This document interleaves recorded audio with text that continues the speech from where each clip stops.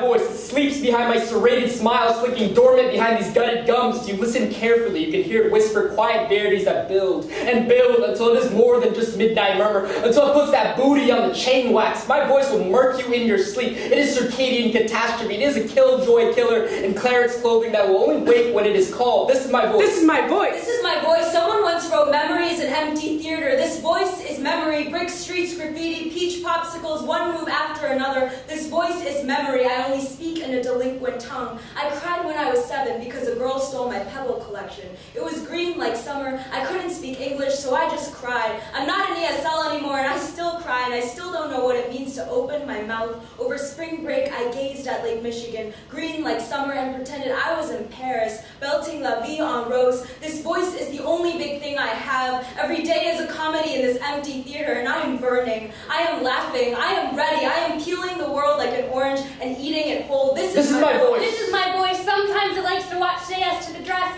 Ironically, once it got lost in the bottom of a box of double stuffed Oreos. It can't get to sleep at night without a giant stuffed teddy bear named Belle. In middle school, people made fun of it because it opened its mouth too wide when it sang in the choir. Sometimes it likes to dance to Britney Spears in its underwear on the weekends, but only if it isn't too hungover and there are no new episodes of Say Yes to the Dress on Netflix. This is my voice. This is my voice. Someone once told me that the sun doesn't know what it looks like from the outside. It just goes around being hot, which got me thinking. People who are assholes must not be aware of the fact that they're being assholes. They just go around being themselves. It's not that hard to not be a dick, y'all, but some people must not know that. You know who I'm talking about. Some people's existence is just the unfortunate side effect of sex. Some people make you have to write a poem about them, and they don't even realize it. Some people make you have to say, press, pause, rewind, take a seat, skirt, because ain't nobody got time for your general demeanor. But it's cool. I'm not mad or anything. That's their choice. They gonna die alone, and still, this is my voice. This is my voice. Weeks decided to get swole. Answers every question. Do you even lift, bro? No microphone. Tone too intense for that. Like, hit this pitchfork and her resounding notes will hit you back. She wants to know that she is made of gold. Doesn't wait for recognition to swallow the world. Settled on silver, wants no taste for it. My voice is a tower of words made to be plated in gold. She does lift. She is swole. This is my voice.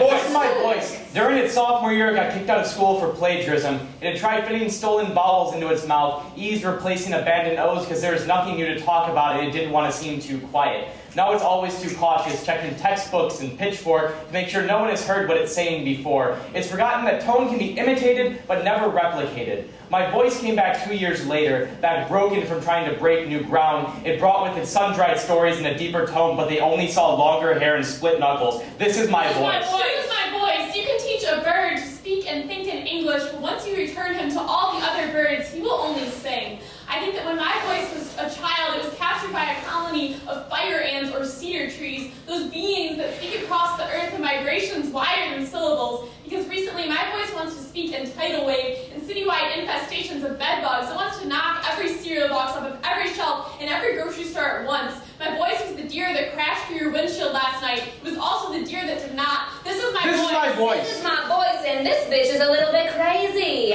Like sometimes she goes to playgrounds and pushes little kids off the top of the slide, then says, "Welcome to the jungle gym, motherfucker." Sometimes she uses urinals to prove a point. Sometimes she plays a game called the long neck game, where she pretends she got a long neck.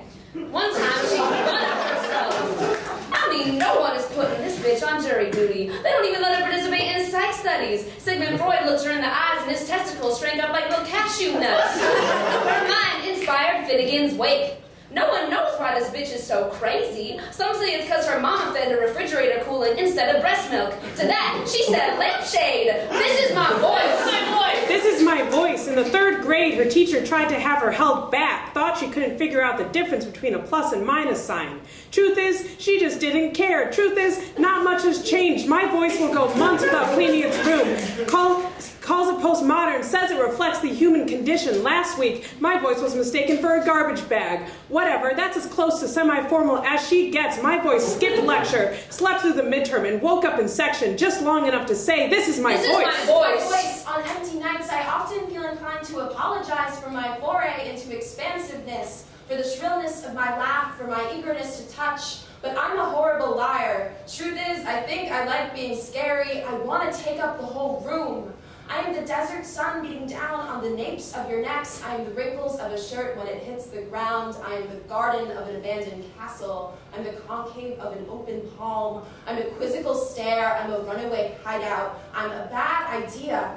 But tonight, I'm not asking to be noticed. I know you already got a good look. This is my voice. Join us in the wardrobe. Real talk, y'all. It's about to get dark in here.